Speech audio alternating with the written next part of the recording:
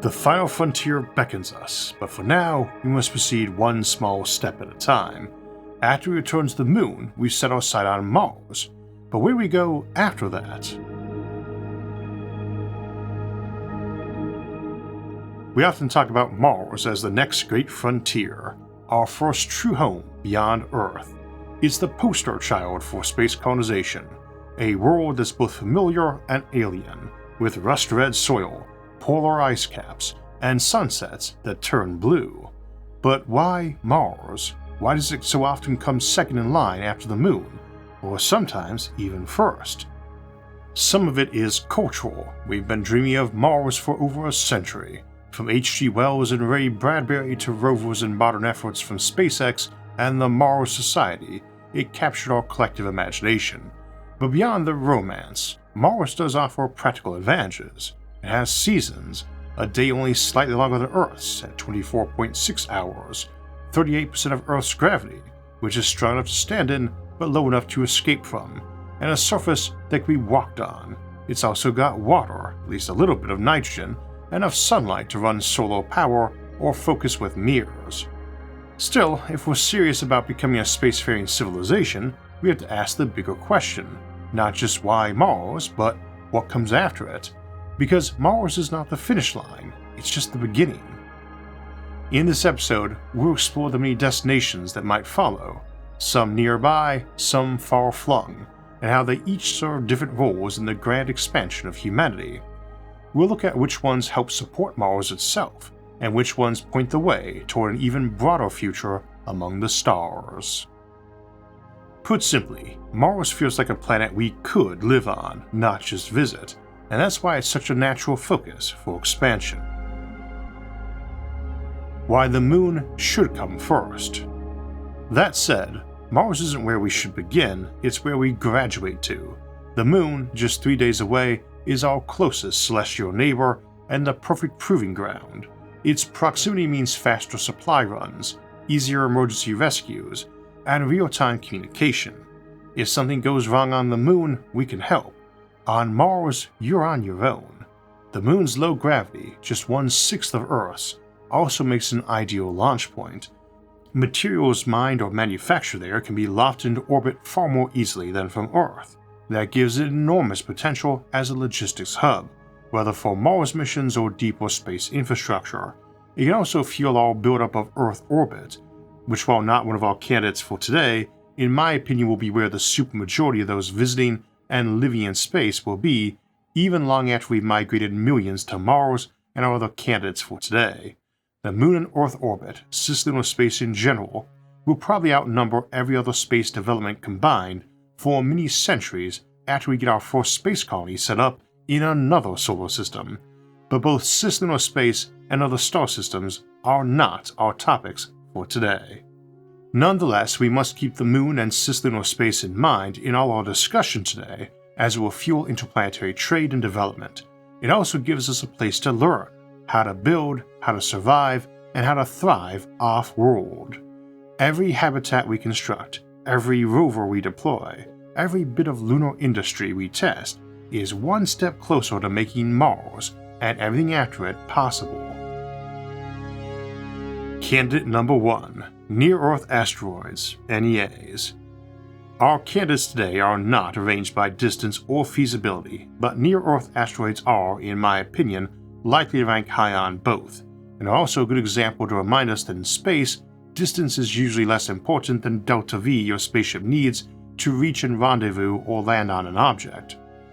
Asteroids can also be confusing to folks, particularly because we tend to talk about how much resources they have, while also pointing out that they are honestly rather trivial compared to what the moon has, let alone Earth, both of which are a lot closer. When we talk about asteroid mining, whether in science fiction or real-world space development, we're often talking about two very different things. Sci-fi loves to imagine sprawling mining colonies in the asteroid belt, and I often suggest we'll build up there one day with lots of rotating habitats tucked into hollowed-out rocks. We'll talk about that later, but in reality, most space development efforts focus not on the distant belt between Mars and Jupiter, but on those much closer near-Earth asteroids or NEAs, which are closer in distance but more importantly in delta V, which essentially controls how much it costs to bring materials back from one, and of course to get there. Near-Earth asteroids are asteroids whose orbits bring them relatively close to Earth, and in many cases they require less energy to reach than Mars or even the Moon. Some of them, especially the so-called E-class and Apollo group asteroids, have delta V requirements as low as 4 to 5 kilometers per second, making them tantalizingly accessible. That low energy cost makes them attractive early targets for robotic mining, fuel harvesting, and even small crewed missions, or, for smaller ones, conversion into Aldrin cyclers, giant spacecraft on intercepting orbits between Earth and some other body whose huge resources and native radiation shielding make them perfect for smaller ships to dock with for the long haul. Given that most ship mass, especially for long voyages, needs to be radiation shielding and water for the trip, having a shuttle that can rendezvous with a cycler for the journey, which has tons of shielding and water recycling, massively drops the fuel costs for manned missions or cargo hauls, making both more convenient. And there's more than just convenience, there's raw wealth. It is estimated there are over 20,000 known NEAs, and likely many more yet to be cataloged. A significant portion of those are rich in water ice, carbon compounds, nickel, iron, and platinum group metals. Some small NEAs could contain billions of dollars worth of rare materials, but more importantly, they offer fuel and structural materials that can be used in space, where they are needed the most. From a logistics standpoint, NEAs could serve as fuel depots, emergency supply caches, or even cyclers or the small habitat way stations between Earth and Mars. They may also become early sources of water and propellant for Martian missions, especially in a future where we process water into hydrogen and oxygen for rocket fuel. We don't really know if they, or the two tiny Martian moons, Phobos and Deimos, have ices on or in them. If so, they are ready-made safe harbors on long voyages between worlds. However, NEAs come with their own challenges. They are small, often just a few hundred meters across, and have virtually no gravity, making long-term habitation or anchoring equipment tricky. Operations on or around them will need autonomous robotics, precision maneuvering, and possibly artificial gravity or anchoring systems. These will be excellent testbeds for technologies we'll need later in the asteroid belt proper, which is one of the other candidates today. Still, the payoff is enormous. NEAs represent the low-hanging fruit of space industry, easier to reach, rich in resources, and scattered throughout Earth's celestial neighborhood. Tapping in them won't just support Mars, it could provide the backbone of a space economy that pushes us even farther outward. Candidate number 2, Venus. Venus is often called Earth's twin, but it's the kind of twin that reminds you just how different siblings can be. On the surface, Venus is one of the most hostile places in the solar system. Temperatures hot enough to melt lead, atmospheric pressure that would crush a submarine, and clouds laced with sulfuric acid. Colonizing Venus on the ground is possible, and we discussed how to go about that in other episodes, like Winter on Venus or Terraforming Venus. But that's outside our scope today, as it would take megastructure deployment of solar shades and centuries for the planet's surface to cool into something we'd want to live on. But float up just a little, and Venus begins to look surprisingly friendly. At altitudes over 30 miles, 6 times higher than Mount Everest, or around 50 to 60 kilometers, the pressure and temperature are surprisingly Earth-like. There, the atmosphere is dense enough to float habitats using simple gases like nitrogen or even breathable air as lift. A cloud city could remain aloft using nothing more exotic than a reinforced balloon. The cube-square law lets us benefit from big scales too, much as large naval warships can sport steel armor over a foot thick. A large floating structure can afford vastly thicker protective skins and redundant inner membrane segments than a simple blimp could. A 1 centimeter thick spherical aluminum shell full of normal breathable air would only need to be 140 meters in radius to float, and a centimeter of aluminum, a bit under half an inch, would be incredibly strong, and any puncture in it easily sealed. As we noted in regard to leaking spaceships, a bullet hole in a spaceship or Venusian cloud habitat of this sort of scale is going to take days of leakage to have a serious impact, and can be sealed with plastic wrap and duct tape if needed, or just sticking your thumb there, though in this case gas will want to leak in. Any sort of damaged structure or vessel here also has the option of parachutes and wings, and fast scrambling drones or rescue craft. I want to emphasize that because we tend to refer to Venus as a suburb of hell, so floating over it sounds rather dangerous, but honestly would be no more dangerous than the Venus high-rise or a skyscraper. This high region also provides plentiful solar power, and the thick CO2-rich atmosphere offers resources for chemical processing and fuel production. There's even speculation that such colonies might extract trace water vapor, sulfur, and other industrial chemicals as part of their routine operations. Challenges remain, particularly corrosion from sulfuric acid droplets, and the logistics of launching material out of Venus's deep gravity well. A buoyant mass driver seems a good option, as do skyhooks, or both used in tandem. Both the technology and infrastructure developed to survive these challenges could directly support terraforming efforts on Mars, or lead to better sealed floating habitats elsewhere. We may even be able to export some of Venus's abundant nitrogen to Mars, which will need a lot of it even for paraterraforming, let alone giving it real seasoned skies. What makes Venus especially interesting in the post-Mars landscape is the contrast. Where Mars offers solid ground and long-term habitation, Venus offers a platform for atmospheric habitation and high-efficiency solar industry. It might become the solar power capital of the inner system, feeding energy via beamed microwaves to satellites or habitats elsewhere. In short, while Venus will need centuries of cooling to permit boots on the ground, it might have gondolas in the sky in the meantime, hovering cities that produce power, gather resources, and help us unlock the secrets of planetary engineering. Candidate number 3. Mercury. At first glance, Mercury seems like a place only a probe could love. It's small, airless, scorched by the sun on one side, and frozen in shadow on the other. But in terms of raw potential, Mercury has a lot to offer, especially to a civilization that's already reached Mars and is hungry for resources and power.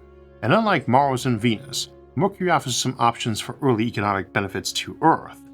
First, Mercury is a metal-rich world, with a disproportionately large iron core and surface deposits that could supply everything from structural metals to exotic alloys. It may become one of the first true mining planets, a place we don't settle in the traditional sense, but instead treat like an industrial outpost. Next, there's energy. Mercury is the closest planet to the Sun, and receives more than 6 times the solar energy Earth does. That makes it ideal for power collection, whether for local use or transmission to orbital relays.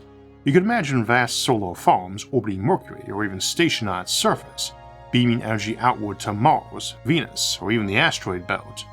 Given that it has no atmosphere, skyhooks and rotavators could hang just meters off the ground, orbiting the planet above to allow rapid and low-energy movement of material off the ground to space. Despite its extremes, Mercury has stable core traps near its poles, permanently shadowed craters that may harbor water ice. These could provide life support and fuel for robotic outposts or even crewed science missions. We can also achieve permanent shadow for bases by putting a thin mirror over them, bouncing light away, or to collectors running solar or solar thermal power. If you put the base up on stilts of material that has low thermal conductivity, you get one of the Mercury mushroom habitats, a comfortable place for people to live. One surprising upside is that Mercury's slow rotation, about 59 Earth days, offers opportunities for thermal cycling infrastructure, where one could build stations that track the Terminator line, always operating the zone between light and dark. This allows large roving mining platforms that can stay in their comfort zone, moving as the sun does. See our episode Colonizing Mercury for more details and options. But Mercury can offer all the raw materials to begin building up our solar infrastructure, even taking us to Kardashev 2 levels of power generation, creating the shades a habitable Venus will eventually need, and giving us everything we will need for building habitats, except for volatiles, like nitrogen for plants to breathe. It won't be the easiest world to work with, but Mercury offers a lot to anyone willing to trade comfort for capability.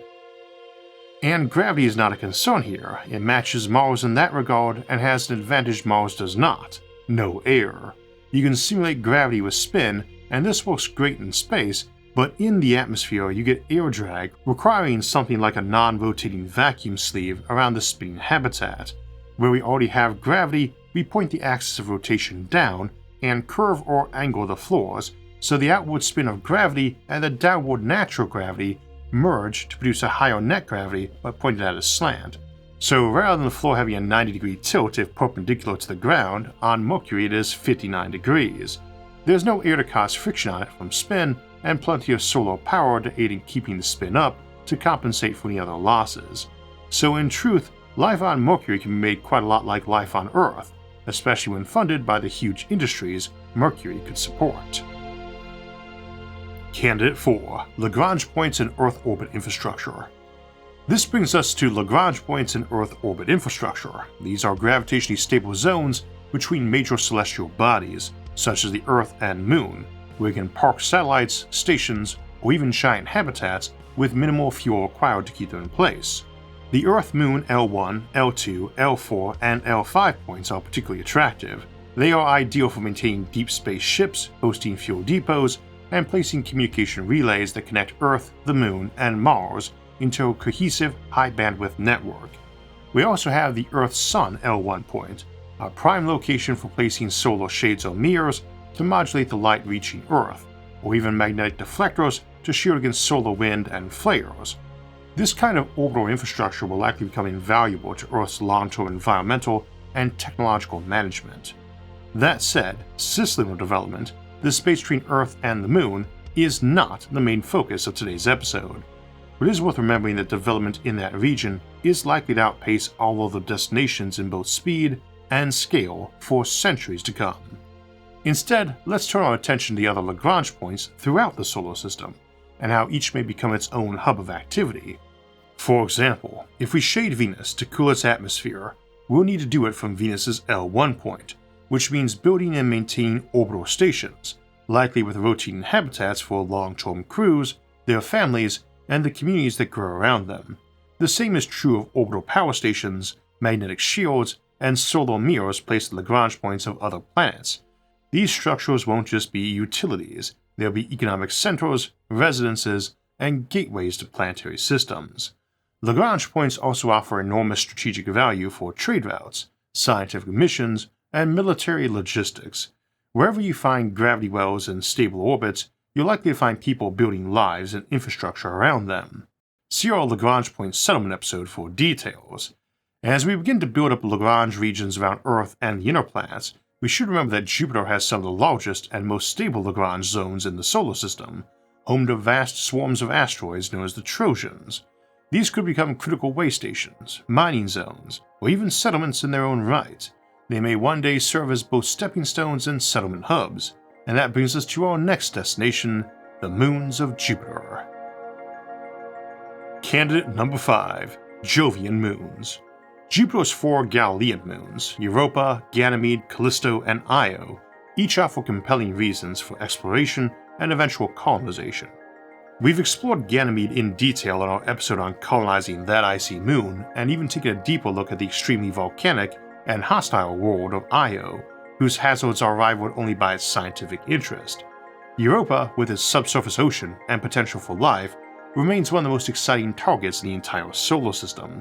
Shielded beneath a crust of ice, its oceans may be kept warm by tidal heating, and any future colony will likely be a mix of scientific research station and advanced cryovolcanic engineering outpost. Ganymede, the largest moon in the solar system, and the only one known to have its own magnetic field, may be the most practical of the Galilean moons for colonization. It contains abundant water, offers partial shielding from radiation due to its own distance from Jupiter, and has terrain more conducive to settlement.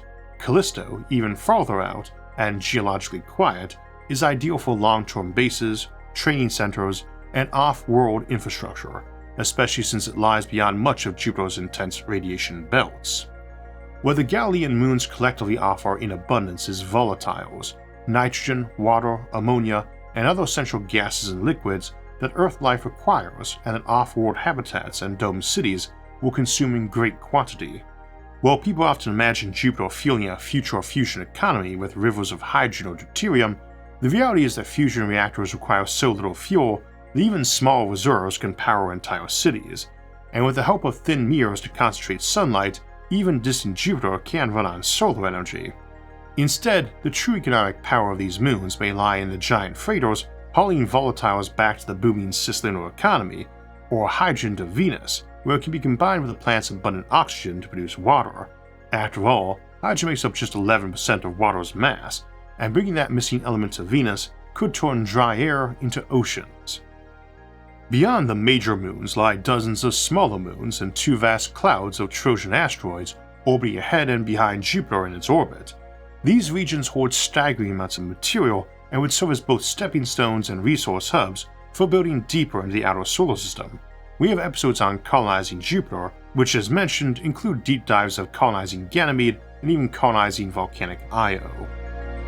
Today we're exploring how to extend humanity's reach to Mars and beyond, and as we see it is tough but doable, exactly the sort of challenge a civilization like ours craves, and which more high-tech civilizations with better tools, more resources, and more free time on their hands should be tackling. And yet we don't see a galaxy full of interstellar empires. This is the basis for the Fermi Paradox. In our new exclusive episode, The Fermi Paradox, Civilization Extinction Cycles, we contemplate the idea that maybe civilizations never make much headway in galactic expansion, not because they never arise, or they wipe themselves out entirely, or replace themselves with AI, but because they keep crashing their civilization over and over again. That's out now on Nebula, the largest creator-owned streaming platform, where every episode of SFAA is available early and ad-free, and where I've been posting full-length exclusives like this one every month for years, along with extended editions and other bonus content. And it's also home to many amazing originals and exclusive content from many other creators across science, history, philosophy, and more, so there's always something thought-provoking to discover. Get a lifetime membership, normally $500 for just $300, by using my link go.nebula.tv/IsaacArthur and unlock everything forever. Or get an annual plan for 40% off, $36 a year. That's 12 months for the price of 7. Scan the QR code or click the link below to start watching now. Head to go.nebula.tv/IsaacArthur to join and start watching exclusive content like the Fermi Paradox, Civilization Extinction Cycles. Candidate number 6, Titan, Saturn's moon. I mentioned a moment ago that Ganymede is the largest moon in the solar system, but that's a debatable point. While Ganymede is more massive than Saturn's aptly named Titan, Titan is actually wider if we include its atmosphere. And since we count the atmospheres of gas giants they orbit like Jupiter and Saturn when sizing them, it seems fair to let Titan keep its claim, especially since that thick atmosphere is one of the biggest selling points for colonization.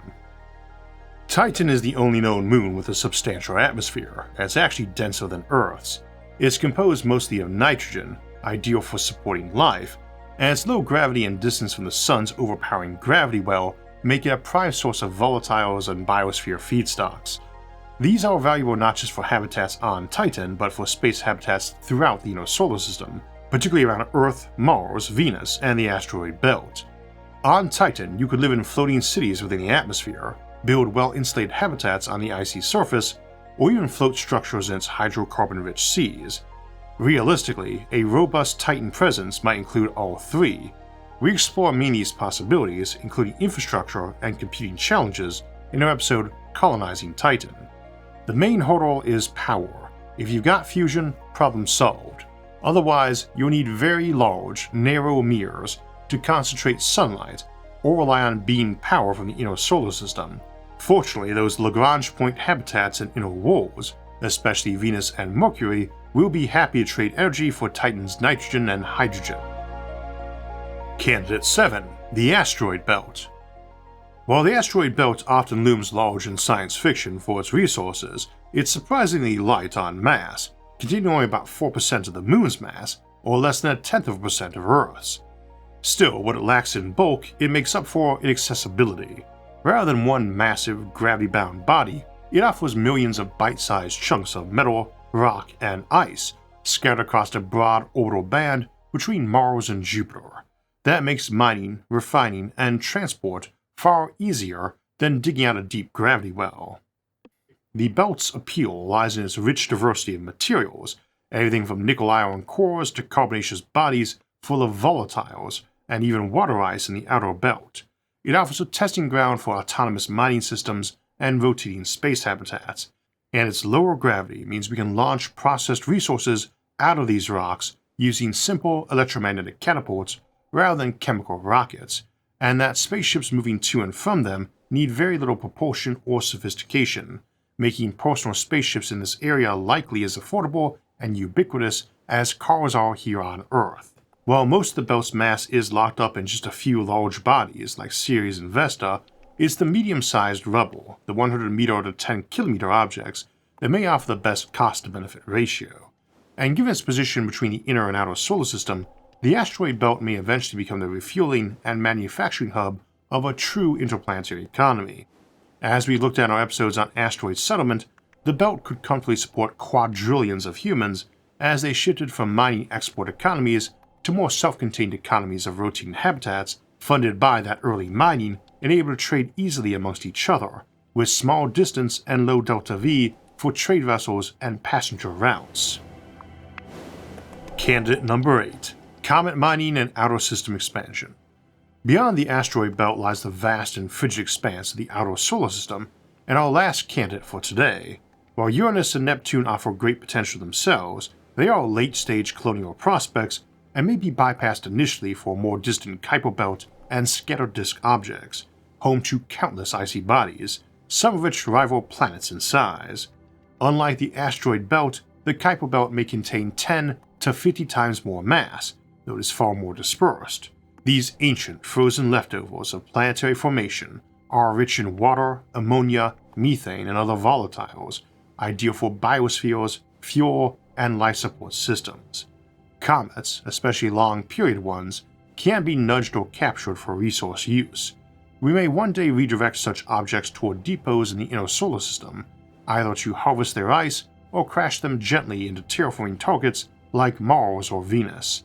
Their erratic orbits and extreme distances pose logistical challenges, but also vast potential. Icy bodies can be targeted with energy beams from the inner solar system and have that energy used to superheat pieces of ice to act as a rocket nozzle, pushing them inward for harvest or to water and volatile-hungry Venus and Mars. More distantly, Sedna-like objects, and even the hypothetical Planet 9, represent extreme outliers of solar real estate. Though colonizing such areas may be centuries away, the outer system's raw materials could support growth of deep space habitats and interstellar staging posts, especially as fusion propulsion matures. Ultimately, even Oort cloud objects beyond may be necessary and valuable waypoints for interstellar expansion. See our episodes on colonizing the Kuiper belt, colonizing the Oort cloud, and comet mining for deep dives on these dark and distant frozen seas. As our capabilities improve, these distant zones may evolve from obscure backwaters into the edge of the known frontier, quiet but crucial outposts of a civilization stretching toward the stars. Cross support. Who helps whom? So we have our 8 post-Martian candidates for settlement, and a key notion here is that they all produce necessary components for trade, either to Earth or to each other. It's not a one or another situation really, which candidate is best, but rather that we should seek to settle them all, and not one after the other, but loosely in tandem. Though I do tend to think the near-Earth asteroids, our first candidate, is probably our best first target, and maybe even before Mars. Order and focus depends so much on not only our available technologies, as some make one candidate or the other easier, but also on public interest, and the ability of those of us passionate about space development to help spread that to others. Science fiction and space art play a huge role in helping us envision that bold future on the final frontier. I was reminded of that when writing this episode, as while I was compiling my notes, a couple paintings arrived from my friend Dr. Pascal Lee, who you might recognize as the scientist who helped identify a massive volcano on Mars a couple years back. Or from his work with SETI, Pascal also serves as the National Space Society's Vice President for Mars and Moon-related matters, an organization I have the honor of being president of these last few years, and we chat about space art during the International Space Development Conference this year, where our mutual friend Brian Versteeg, whose space art you see a lot of, was getting an award for his own contributions. As mentioned, the art arrived while I was doing my episode outline, and I paused to hang it up and daydream on it for a bit before writing this.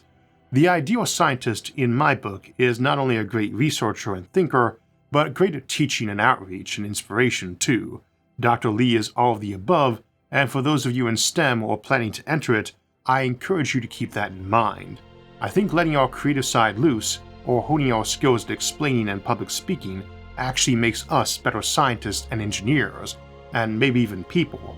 I know it has in my case, and I'm exceedingly grateful to all of you who tune in every week to let me share these visions of the future with you, so many of which come from you and others sharing them with me so I could tell their stories to others every week. And that is why I want to emphasize how space development is about both self-sufficiency and trade, that those future settlements like us will be stronger from working together. So back to the moon and on to Mars, and from there ever outward, ever bolder steps and greater dreams. As always, thanks for watching, and have a great week.